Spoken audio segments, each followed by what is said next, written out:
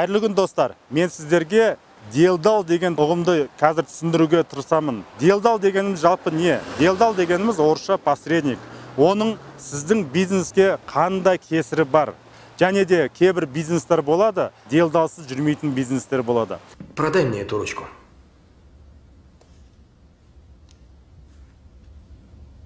Это удивительное перо. Оно для профессионалов. Продай мне эту ручку. Ну, это красивая ручка. Ею можно записывать всякие полезные мысли о жизни или на память. Брат, покажи им класс. Бум, продай мне ручку, а вы смотрите. Что? Продать тебе эту ручку? Брат дело знает. Ручку, Вот он значит. продаст что угодно. Слышь, будь другом. Запиши мне свое имя на салфетке. Мне нечем записать.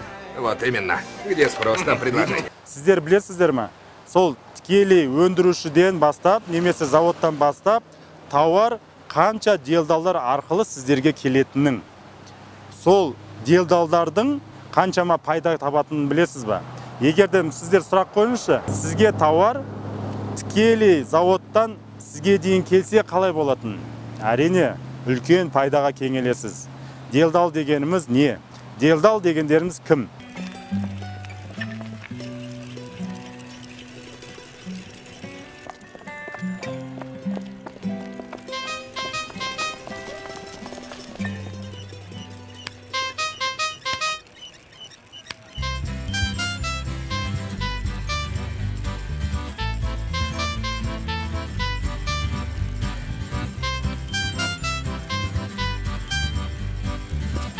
Эй, парнишка, у тебя неплохо получается. Хочешь по-настоящему заработать?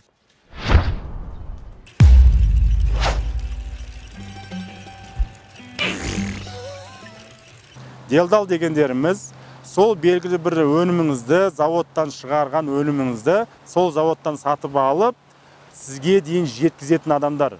Бірақ естеріңізде болсын, бір өнім бірнеше делдалдар арқылы жүреді. Қазір мен негізгі үлкен жобалар құрып жатырмын. Ортада делдалдардың барлығын алып тастап, сол заводтан тікелей сіздерге жету жолдарын ойластырып жатырмын. Ол үшін сіз үлкен қоймалар, немесе үлкен жұмыстар ашудың қажеті жоқ. Тек қана интернет арқылы оның барлығын істеуге болады. Біздің қазір командамызда көптеген түлектер, көптеген студенттер өздері делдалсыз тікелей заводтан тауарларды алып келіп, өздері делдал болып, үлкен пайдаға кенеліп жатыр. Көрдіңіздер ме? Қатты жақсылап ойланыңыздар.